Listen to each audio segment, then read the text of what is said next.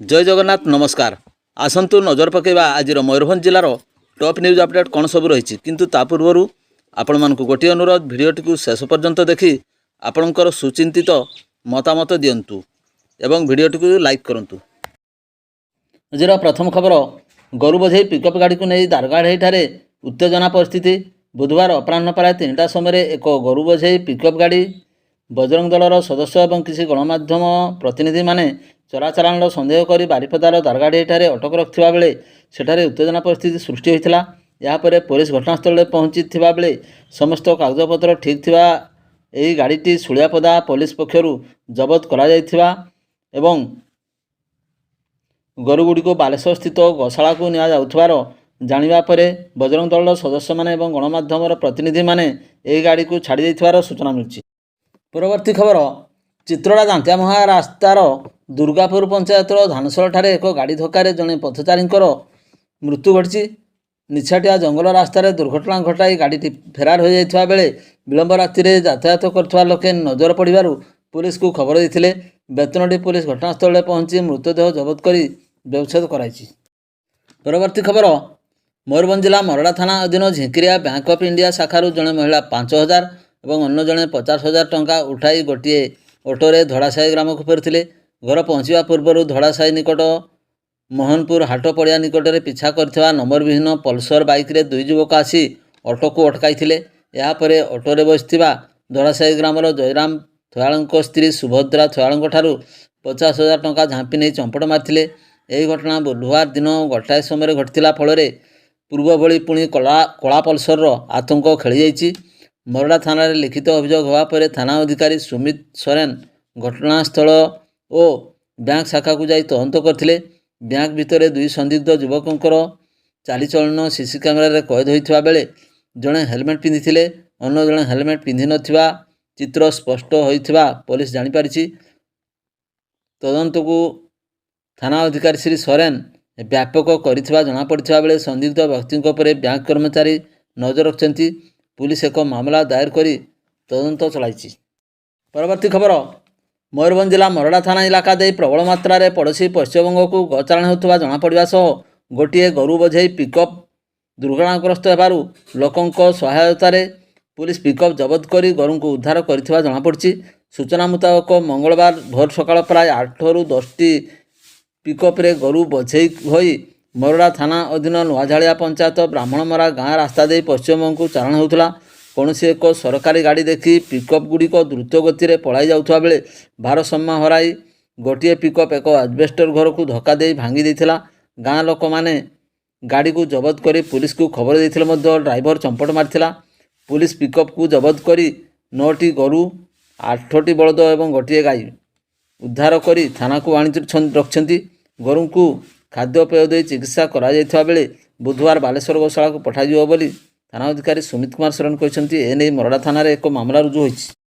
परवर्ती खबर निखिल ओडिशा 662 वर्ग +2 और +3 महाविद्यालय अध्यापक और कर्मचारी संघ मयूरभंज जिला शाखा पक्षर चाकरी शर्तावली पेंशन आदि दाबी नहीं जिलापाल कार्यालय सम्मुख में विक्षोभ प्रदर्शन करा।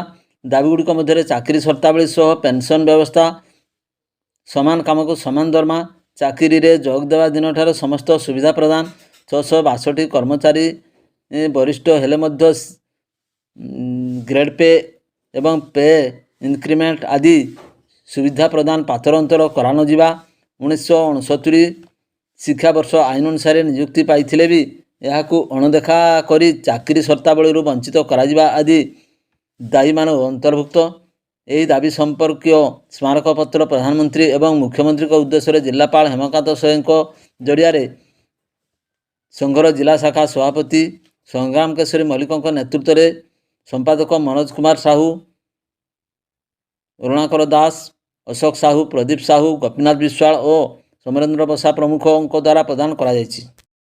परवर्ती खबर करंजा एनएससी अंतर्गत वार्ड नंबर 12 नुआसाही नीलांबर नायकर झील इरावती नायक बयस 38 वर्ष निकटस्थ एक धान बिल सहकर्मी सह घास काटुले। अपराह्न प्राय गोटाए समय अल्प दूर में वज्रपात होता। वज्रपातर प्रचंड शब्द शुणी सी छानिया हो दौड़ा उद्यम करते चेताशून्य हो तले पड़ जाते।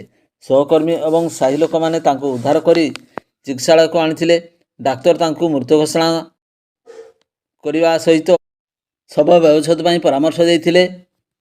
ନିୟମ ଅନୁଯାୟୀ ବ୍ୟବଚ୍ଛେଦ ପାଇଁ ଡାକ୍ତରଙ୍କ ପରାମର୍ଶ ଦେବାରୁ ପରିବାର ଲୋକମାନେ ବାରଣ କରିବା ସହ ଶବକୁ ଘରକୁ ନେଇଯାଇଥିଲେ। ପରବର୍ତ୍ତୀ ଖବର, ମୋରଡ଼ା ଜେଏମ୍ଏଫ୍ସି ଅଦାଲତରେ ବିଚାରାଧୀନ ଥିବା ଏକ ମାମଲାର ଶୁଣାଣି ହୋଇ ଦୋଷୀକୁ 5,000 ଟଙ୍କା ଜରିମାନା ଦଣ୍ଡାଦେଶ ଶୁଣାଇଛନ୍ତି। ମୋରଡ଼ା ବ୍ଲକ ଅଧୀନ ହଳଦୀପାଳ ପଞ୍ଚାୟତ କାର୍ଯ୍ୟାଳୟରେ ପିଡ଼ିଏସ୍ ଚାଉଳ ଉଠାଣକୁ କେନ୍ଦ୍ର କରି 2019 ମସିହାରେ ଯୋଗାଣ ସହାୟକ ଜୟନ୍ତ କୁମାର ବେହେରାଙ୍କ ଏତଲା ଆଧାରରେ ମୋରଡ଼ା ଥାନାର ଏକ ମାମଲା ରୁଜୁ ହୋଇ କୋର୍ଟର ବିଚାରାଧୀନ ଥିଲା। ସୋମବାର ଚୂଡ଼ାନ୍ତ ରାୟ ପ୍ରକାଶ ପାଇଛି।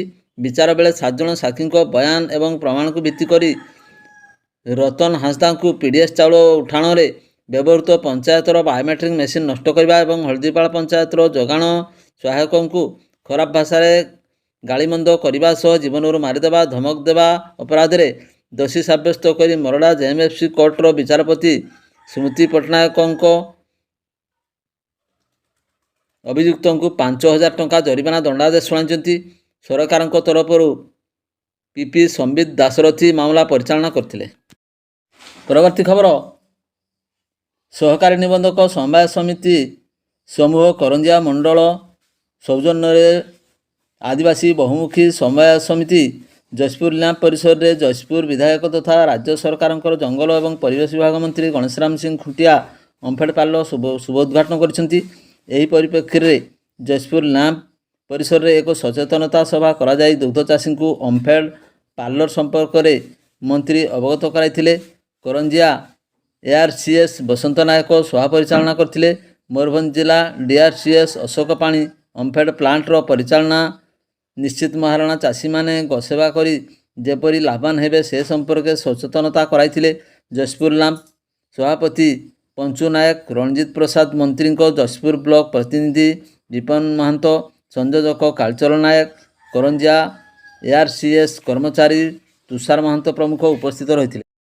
ପରବର୍ତ୍ତୀ ଖବର, ସ୍ଥାନୀୟ ପଣ୍ଡିତ ରଘୁନାଥ ମୁର୍ମୁ ମେଡ଼ିକାଲ କଲେଜ ହସ୍ପିଟାଲକୁ ମଙ୍ଗଳବାର ସନ୍ଧ୍ୟାରେ ସମ୍ବାଦ ସଂଗ୍ରହ ପାଇଁ ଆସିଥିବା ସାମ୍ବାଦିକଙ୍କ ଉପରେ ସଂଘବଦ୍ଧ ଭାବେ ମରଣାନ୍ତକ ଆକ୍ରମଣ ସହ ନାନା ଅଶ୍ଳୀଳ ଭାଷା ଗାଳିଗୁଲଜ କରାଯାଇଥିବା ସମ୍ପର୍କରେ ବାରିପଦା ଟାଉନ ଥାନାରେ ଶିବଶଙ୍କର ମାରାଙ୍କ ପକ୍ଷରୁ ଲିଖିତ ଅଭିଯୋଗ କରାଯାଇଛି। ଅଭିଯୋଗକାରୀଙ୍କ ସ୍ୱାସ୍ଥ୍ୟ ଅବସ୍ଥା ଠିକ୍ ନଥିବାରେ ମଧ୍ୟ ଅଭିଯୋଗରେ ଉଲ୍ଲେଖ କରାଯାଇଥିବା ପ୍ରକାଶ, କିନ୍ତୁ କୌଣସି ଅଭିଯୋଗକାରୀଙ୍କ ନିର୍ଦ୍ଦିଷ୍ଟ ନାମ ଉଲ୍ଲେଖ କରାଯାଇନଥିଲେ ମଧ୍ୟ ସଂଘବଦ୍ଧ ଆକ୍ରମଣ କରାଯାଇଥିବା ଦର୍ଶାଯାଇଛି। ଏପରିକି ଡାକ୍ତରଖାନାରେ ସିକ୍ୟୁରିଟି ଥାଇ ମଧ୍ୟ ତାଙ୍କୁ କୌଣସି ପ୍ରକାର ସୁରକ୍ଷା ଦିଆଯାଇନଥିବାର ମଧ୍ୟ ସେ ଉଲ୍ଲେଖ କରିଛନ୍ତି।